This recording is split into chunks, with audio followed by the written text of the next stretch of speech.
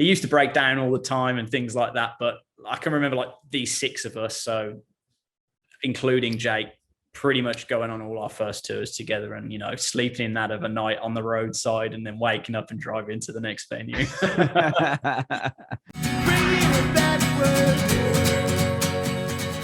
Hey, what's going on? Can you hear me? Hello. Hey, what's going on? Hey, Adam, right? Yeah. Hey, Adam. Nice to meet you, man. I'm James, vocalist of Oceans, Alaska. Hey, James. Nice to meet you, man. I appreciate you doing this. No worries, man. Yeah, thanks for booking us in. Looking forward to being on the podcast. Sure. Just you today, or is everyone else joining? It is, yeah. Sorry, our pressure agent at Fearless just mentioned it'd just be me. Oh, that's cool. No, sorry if he was expecting anyone else. I wasn't, but I was just making sure we didn't have to wait, or we weren't waiting for anyone, or I like it. I dig it when it's just one person. It makes it a little bit easier to kind of flow through, the story of the band and everything. Because this is a podcast about you, your journey in music, all about the band and the new record. I think the record comes out tomorrow, right?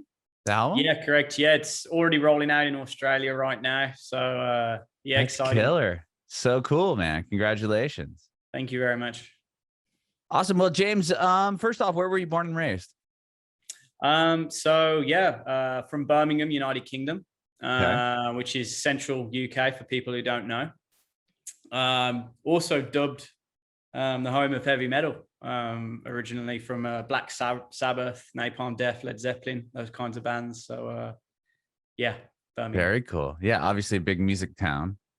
Yes, indeed. Do you grow up around music? Do you come from a musical household at all? Fans of music? How did you get involved? So not a musical household as such. My dad's always been big into kind of heavy metal and things. Growing up, I guess that was a major influence for me. Mm-hmm.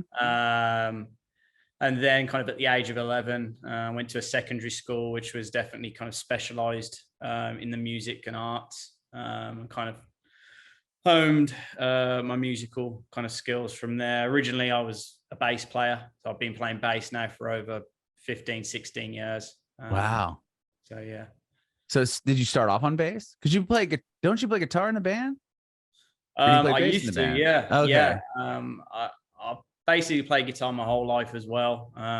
Obviously for Oceans, it's just vocals. But I've got a side project as well with some guys in New York called Live a Lie, play bass and vocals and stuff in that as well.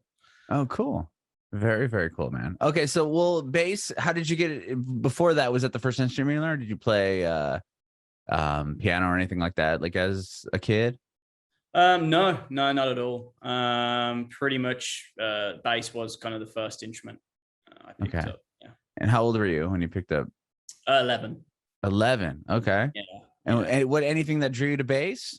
A little John Paul Jones or something like that? I mean, I'll be honest, like back then, I was massively into kind of getting into like the alt rock scene and things like that. I was big into Blink-182, the Fallout Boys, the Green Days, that kind of thing. So, there you go. I was definitely a big Mark Hoppus fan. That's cool. Blink is from the town I grew up in, San Diego. They're from the same like city that I grew up in San Diego. Yeah, nice. So yeah, that kind of kick-started me off really. Okay, cool, man. So you did that and you played bass in the school, jazz band, or you said you went to an art school? Yeah. There was loads of different bands going on. I had like an old school kind of pop punk band with some school buddies. We had like a gospel choir, jazz band, that kind of thing. Like I'd dip in and out of playing instruments for that as well. Yeah. Okay. And what was that like? So you're playing in like bands, pop bands, like that as early as 11 years old, or after you learned bass for a little bit, or were you in like primary school? Probably from the age of like 13 onwards. Yeah. Okay. Yeah. Were you always singing? No, not at all. When did that kind of come about? Around the age of kind of like 16, 17, I think, as we started kind of delving into heavier music in alternative music scene, and just kind of progressed from there. And I'll be honest, really, it was it was more of, the harsher vocals, like the screaming and like the death growls and stuff that I tried out first, and it just kind of stuck and kind of grew from there, really. Very cool. Okay. Like the gutter rolls. I remember that was a thing. Is that still happening? Yeah. Definitely still going on. I think for me, I can remember the first time like I tried it with a lot of my schoolmates. Like we was just messing about in kind of a practice room we had in school, and I tried it, and the guys were like, "Oh, it sounds pretty good for your first try. Like you should keep at it." So yeah, I kind of did. You just go home and practice that sound. Yeah, a little bit at the start. Yeah. Weirdly, it was quite a natural thing. I've never found that it's kind of ever hurt me vocally. I've heard a lot of vocalists like in the heavier scene kind of blowing out their vocals and stuff from too much turns. Never had that, even from the get-go. Just seemed to get the technique and click it down pretty quick, and yeah, kind of flourished from there really with kind of the metal vocals. And did you go to, because the band all met where, Birmingham University? Is that what I read? Or were you a band prior? We met around Birmingham. Yeah, not at university. That, I think that's on Wikipedia currently. That's actually incorrect information. It's I love Wikipedia. This. Yeah. Because see, Wikipedia has burned me in the past, which and I love that about it, because for me, I almost wanted to start a podcast where I just sat down with an artist and went through their Wikipedia, and we could just like edit it in real time. I interviewed, the biggest one for me was I interviewed Eric, from the bass player of Sublime, Eric Wilson, and on his Wikipedia it says that he's from some part of Alaska. It's funny because your band's Ocean's 8 Alaska, and I'm like, were you born in Alaska? He's like, what the hell are you talking about? I'm like, dude, it's on Wikipedia. He's like, no. Yeah, we had that for a little while. People thought we was an Australian band rather than a British band for a short time. That got corrected pretty quickly, but that was an odd time. But so let's correct Wikipedia here. So did you guys start in 2010? Yeah, we did. That's correct. I was actually in a pop punk band at the time, as I said, and we played a few local shows with Chris Turner, drummer of Oceans, and James Kennedy, guitarist, who were in another band at the time, and kind of from the ashes of both of those bands, kind of Oceans was formed, really. I was the only one to kind of transfer over from my band, Chris and Jibs, and then we found upon Mike, our bassist, and Adam, our other guitarist as well. And essentially that was how Oceans was formed. So we kind of knew each other from in the scene and playing shows together before. Okay. Yeah.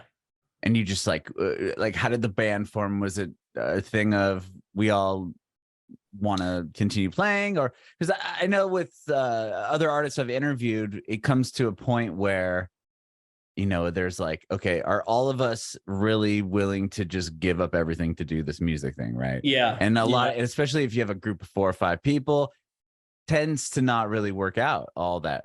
I think the benefit of that was like at that inception we were still very young as a band. I mean, we was 15, 16, 17 years of age, spread across the 5 members. And we didn't, have all of those other commitments like, going away to uni or jobs to hold down, that kind of thing. So it was quite an easy process, really. I know a lot of us made some major commitments. Like I myself would literally travel like an hour by public transport just to go to band practice in Oceans, inceptions and things. So, we was pretty committed in that sense. So were the other guys. Essentially we've just got together, started kind of writing and conceptualizing kind of what we wanted to do as a band moving forward. And we ended up with a couple of demos initially. They are somewhere roundabout on the internet. I think some of kind of our fans have managed to pull them off kind of SoundCloud back in the day and things. So they're floating around there.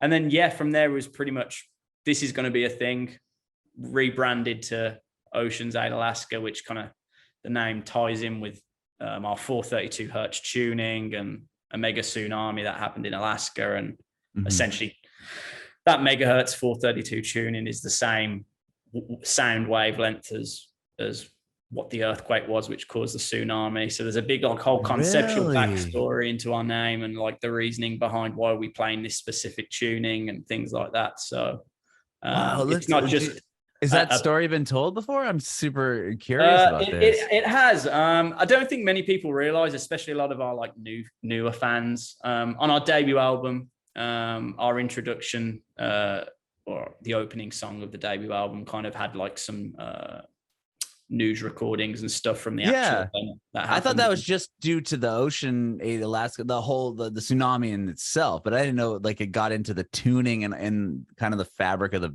band Yeah. So yeah, altogether. it's essentially like a whole concept. Like like people do concept albums. We essentially have that concept, but as a whole band, really.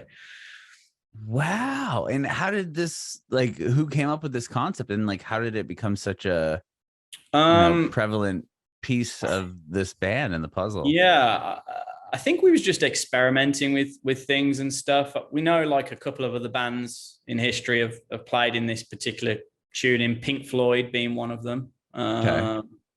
And yeah, we just thought we wanted a unique name that kind of stood out, and people either hated it, but it still stuck with them, or loved it because it was really just so out there. And I think from there, yeah, we was just 100% set on having that particular tuning and rolling with the name and the whole concept. That's cool. Wow. I mean, to take it to that level, and that I think that's so awesome. That's really cool. Yeah, yeah. Wow. So what's the kind of the first big, moment for you guys as a band? Like you start the band, you put out a single and it does decent, or like how do you Yeah. get off the ground? Because obviously, I um mean, the labels you've been signed to are like going to the pop punk. I mean, Vagrant. Now you're on Fearless. I mean, like those are the yeah. bands that I listened to growing up. Like all the Vagrant bands, the Fearless, the Fearless bands, the that Drive Through at the time. Yeah. That era of music. Yeah, definitely. The initial kind of release of everything was pretty steady. We put out our kind of first two initial singles, which was Clocks and Taming Lions, and then planned on doing kind of a debut EP, which was our Into the Deep EP. And during the time of kind of the promotion for that, our initial single Clocks just kind of started blowing up out of nowhere on YouTube. And like kind of for like an unsigned band at the time, like it was pulling in like 100,000 plays a week for like a few months in a row. And we was just like, whoa, like what the hell's happening here? Yeah. And yeah, from there, I think then kind of the guys over at Vagrant and stuff just kind of saw what we was doing. And we actually released our debut EP ourselves. And then they picked it up a couple of months after release. And kind of the rest is history with that. And then from there, with our debut album and stuff, that's kind of when Fearless came along and essentially like decided to release the album under Fearless.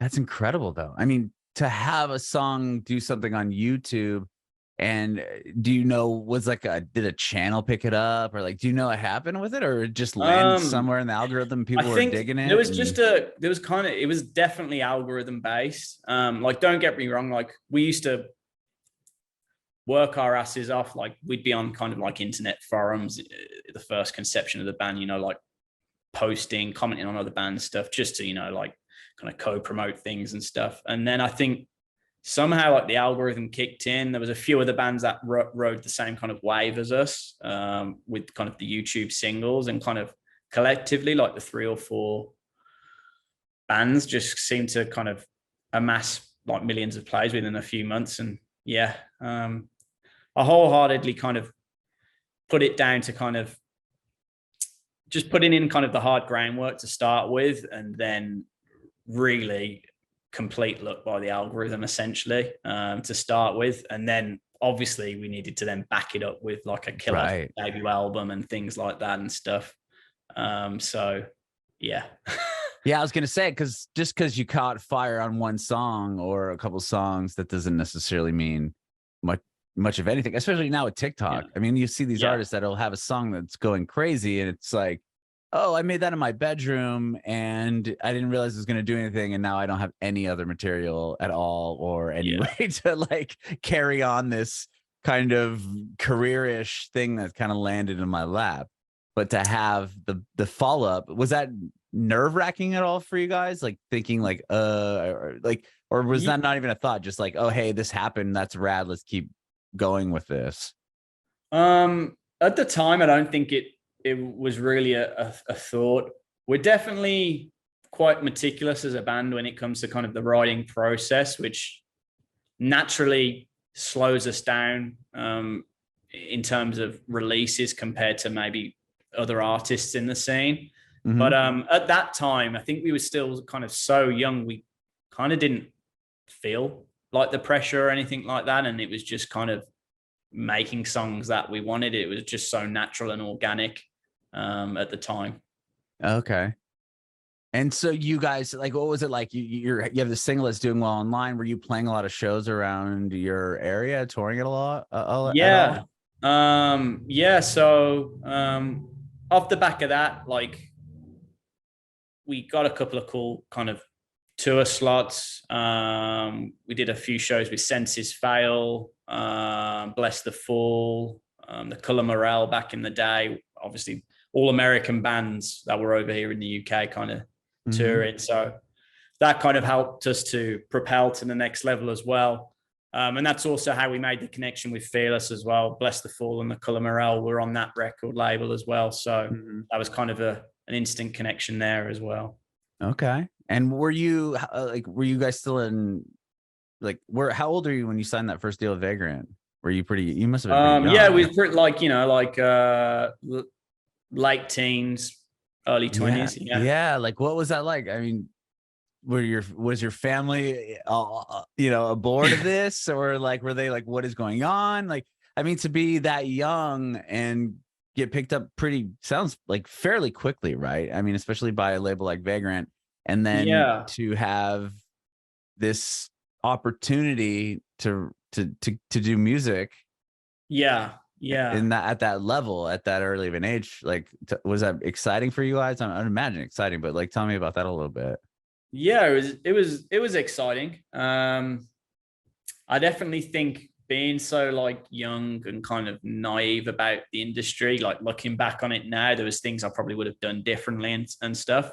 Sure. But like as a whole, it was definitely a great experience. And ultimately, I'd like to think the rest of the guys just kind of look on it with like really fond memories. I know, like for me, I probably really wouldn't change anything. I just enjoyed it thoroughly, and like,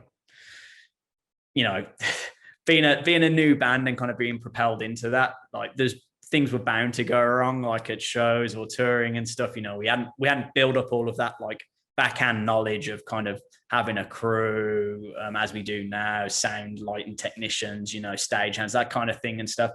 And just kind of looking back on it now, it's just like, man, I can't believe we got away with some of the stuff like, that we did when we was that young. But it was just the situation we was in, and we had to play with the cards we was dealt. Mm-hmm. Sure. No, I mean, yeah. Wow. But to have that's so cool to hear about bands like landing that kind of, like being in those situations at that early of an age. And you put out because you ended up, you left the band for a bit of time, right? I had, yeah. So kind of with it from 2017 to 20, I guess we could say. Essentially left the band, as I said, like got caught up in that whirlwind like so early on that I just needed to like figure out like what I was doing. I wanted to go to uni, which I've done now, and came out of the other side with a degree. I didn't want to kind of fall into that pit hole where I'd like started and, got into all this student debt and things for just nothing, essentially. Sure. So yeah, I as much as I, enjoyed being in the music industry, very, very few people make it to the top and stick there for, you know, their entire career or their entire life. So in my mind, I felt like I needed like a backup plan, and that was to kind of just secure a degree under my belt and really figure out where my head was like moving forward in my life and stuff. So left the guys. Jake, our previous vocalist, essentially joined the band and released the second album with the guys. It was really ideal because essentially he'd been touring with us from such a young age as well. Pretty much he'd come on all the tours, slinging merch, helping outside stage. He was like a real core integral part of the band from the get-go anyway. So it wasn't like a weird situation. I mean, to have him, he was already kind of in your mix of the band. Yeah, 100% in the mix. And, you know, we used to have a really crappy old van that we like put some bunk beds in, and it could fit all our gear in, and it would actually sleep 6 people as well as sit 6 people down.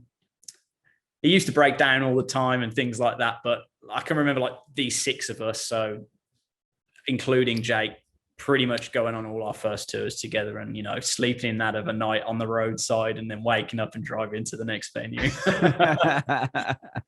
That's cool. Yeah. So it sounds like but that must have still been a hard decision for you. I mean, to be in the band and have success to a certain degree, and then just kind of being like burned out and saying, hey guys, like, you know, that must have been a difficult conversation to have. Yeah, for sure. Like, in 2016, we did Warped Tour, which for kind of a British band, everyone in the scene around here, like, oh man, Warped Tour, like that's the dream kind of thing. So when we did it and we did the whole tour across the summer of 2016, it was just, which is wild. I mean, that's like one of the roughest tours ever. It's in the middle of summer. Yeah, it's buses upon buses. You're following all these places and you're playing different time slots. I mean, I've just heard it's like so much. It's a lot. And like for an English person, it was so hot. It was like ridiculously warm. It was just, you know, like long, like almost 60 days back to back traveling or something like that. And I had the time of my life, but kind of at the end of it, I was a bit like, oh, like, where am I now? Like, you know what I mean? Like, I've kind of done that literally when I first joined a band at age 13, that was what I wanted to do, and I've just done it. But for me anyway, personally, right? And that's when I was kind of like, oh shit, like is there like a next step here for this band? Like, where do we go? And I think as a band after that, we'd pretty much been touring constantly for like a year and a half straight, kind of across mainland Europe, UK, and North America, like back-to-back tours, and we was all just pretty burnt out. And for me, being away from like family and things, I found that quite hard as well. Sure. So I just needed kind of to check out for a bit and just get myself figured. And thankfully, kind of the guys understood that as best they could. Obviously, it was an awkward situation to kind of bring that to the table and things like that. But I think as a whole, like looking at where we are now, it was definitely the right decision. And as a band in a whole, we're kind of closer knit because of it. Yeah. I mean, go ahead. Sorry. I was just going to say, and I think like today, definitely kind of like, especially with males and stuff, you know, there's that kind of stigma of not being able to kind of talk about like your hardships or even mental health, so to speak. And I think being able to share that like with my bandmates and stuff and things like that is definitely, you know, something, as I said, that knit us all together more closely. Yeah. To feel safe enough to say, hey guys, like this is where I'm at right now. I need to just kind of get away from this whole thing. Yeah. And then to have that support, you must have stayed close with the guys if you're rejoin the band, but like, was it weird to kind of see, or were you watching what was going on from afar and like they're putting a record out? Was that rough at all for you? No, not entirely. Like, I wholeheartedly like support Oceans no matter what it is, even if it was without me. just because kind of from the inception, I still kind of see it as like my little baby, just like the guys do as well. Sure. And yeah, no, I'm always like a big supporter of the band, like, you know, sharing the release that came out and stuff and things like that. That's cool. And keeping in touch as much as I could. They did a lot of touring as well without me through kind of 2018, 2019. So I didn't see them a lot, but yeah, we definitely kept in touch, and kind of obviously then when we reconnected kind of over the pandemic and stuff, and Jake obviously mentioned that he kind of wanted to pursue his tattooing business, which was a big thing for him, like financially and stuff. It just all fit back together again, really. Were you kind of itching to get back and play, or did you even do anything like musical during those 4 years? Like, did you write songs and pursue other avenues in that field at all, or is it basically school and trying to find work? And another quick question is, would you go to college? What did you end up going to university for? So I essentially went to do multimedia. Okay. But I'm actually kind of transferred that in, and essentially now I'm a web developer. So cool. I do that like as a freelancer within the games industry, which is another big kind of love of mine. So video games? I like with video games and stuff like that. Yeah. Cool. What do you play? Everything. Okay. See, I'm not a gamer. My son is, though. He's way in the game. Yeah. He does the streaming and the whole deal. So I was just curious. It's been a pretty mad couple of weeks for me, because Gamescom Germany Cologne has just gone by last week. So I've been like working on like 4 kind of like game titles. Wow. That have just been announced there and stuff. So it's like been quite high pressure with like the release of this album and that going on kind of in the same fortnight. Sure. So yeah, that's cool. That's still cool. Obviously, ultimately, the goal is, you know, to work music and have that financially run everything, you know, 24/7. But I think kind of for now, especially with the pandemic, kind of after the past 2 years or so, we've definitely kind of had to look at backup situations and things like that. Yeah. And that kind of just brings me back onto kind of my point of so thankful to be able to have figured that out ahead of that time, because the past 2 years for the band have been really, really hard while writing the new album and trying to get it out during kind of the global pandemic. Yeah. So tell me about that. So do you join the band, or like, are you in talks with the guys due to the pandemic hitting? And then it's like, oh, hey, like now no one's doing anything. They're obviously not touring. So so to kind of like answer your question, like previously, I was always writing, like no matter what. Even when I wasn't in Oceans, I pretty much write almost every week. I've got like a bank of hundreds and hundreds of kind of ideas and things that I just kind of float between and stuff. So yeah, the guys kind of just hit me up and said, hey, like, this is what's happening. This is kind of where we're thinking of going for the next album.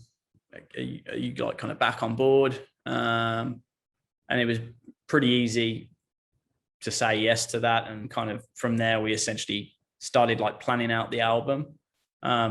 Because of the pandemic, essentially like this album Disparity has kind of been written now for the past 3 years. We just chose to hold off the release because we couldn't tour on it, and where we've seen some bands have, you know, have done really well with releasing singles and albums and stuff over the pandemic. They're only now just kind of getting to tour. And I think America's a little ahead of us currently. Like I've seen a lot of more tours going on in North America, whereas kind of over here in the UK and Europe, we're only just starting to see bands go back on tour. We've had kind of the summer of festivals kick it all off, and now the tours are starting to happen. So for us, it was a big deal to be able to kind of tour an album. Sure. And with these songs, were these songs that had been worked on? You said they've been working on the record for 3 years. How much were you involved? Or how much? I mean, because you weren't in the band for a couple of those pieces of it. Like, how much of the record were you able to contribute to? I'm sure lyrically everything, right? Yeah, so essentially, like probably about half the album was pretty much there or thereabouts musically, Okay. because Oceans is such kind of a progressive kind of technical metal band. Hmm. Um, a lot of like the ideation starts from the actual kind of drum and guitar work, and then from there we kind of try and intertwine the vocals and the lyrics and things into the songs. Um, Sometimes for me, if like a song goes from kind of one style to another as typical Oceans tracks do, I do tend to sometimes find that quite hard, because it's hard to kind of get a feeling and a rhythm to a song and kind of encase that all within kind of a singular lyrical entity. Sure. But I think kind of with this record, as everyone will hear, there's some strains of kind of like really, really kind of heavy, not basically borderline deathcore essentially, and then we've got this real kind of like lo-fi soundscape system that rolls through the album as well, and that was quite a big influence on kind of the whole album. And because kind of half the album was pre-written and then we kind of joined back up and started working on the second half of it, we kind of titled the album Disparity, which kind of means a great difference. So we've got this really kind of softer lo-fi soundscape, as I mentioned, and then this kind of other half to it, which is quite heavy and noxious at the same time. I like that. That's cool. And yeah, the title's cool. I mean, it makes sense exactly for what you're saying, not only sonically, but kind of even the way that the songs were like came together as far as like half the record and then you join in. And was this all done like remotely? How were you able to record the record? So our drummer Chris has kind of his own makeshift studio, kind of in his garage that we've kind of built up over the years. So fortunately, we're kind of able to kind of work directly from there. And then we've got kind of a great team of engineers, mixers and masterers that work kind of around us, based around the world essentially, to kind of pull all that together and knit it for us. Was it like getting back in the studio or getting back in a practice room with everybody for the first time? That must have been a pretty emotional moment. Yeah. Yeah. I mean, it was a definitely kind of like a weird experience. We kind of got in the studio and we pretty much like writ an entire song like within 24 hours, like front to back, music, lyrics, tracked it, everything. I don't know what it was. Maybe it was just something in the air. but yeah, like that song ended up being Metamorph, which was kind of the lead single off this album that we dropped about a year and a half ago. And yeah, that was just a crazy whirlwind experience writing that song. And then from there, the rest kind of dripped through as well. That's awesome. That's awesome. And do you have dates scheduled to tour the record or not quite yet? Yeah, we've got a full UK tour announced, which will be kind of kicking off mid-September. There's a couple of awesome British supports in a solo artist called Kubrick, and another British band called Envisions. And then we've got some great friends of ours who are from France called Resolve as well, heading over the channel cross into the UK to play with us too. That's exciting. That's really, and are you excited to tour? It's probably the first time you've been back on the road for a while. Yeah. First time like touring. We did a number of kind of European festivals over the summer and things. But in terms of like back-to-back dates, this will be the first back again. And then I think kind of looking into the future as well, the pandemic's definitely changed things for British bands touring over seas and stuff, especially in America. So I've noticed a lot of British bands kind of within our scene have been kind of cancelling their tours at the moment and things last minute. Something we don't want to do, We want to make sure everything's kind of set in stone. So we've got stuff in the works for, tours in various areas of the world, but nothing we can kind of announce just yet. Very cool, man. Well, I appreciate your time today, James. Thank you so much for doing this.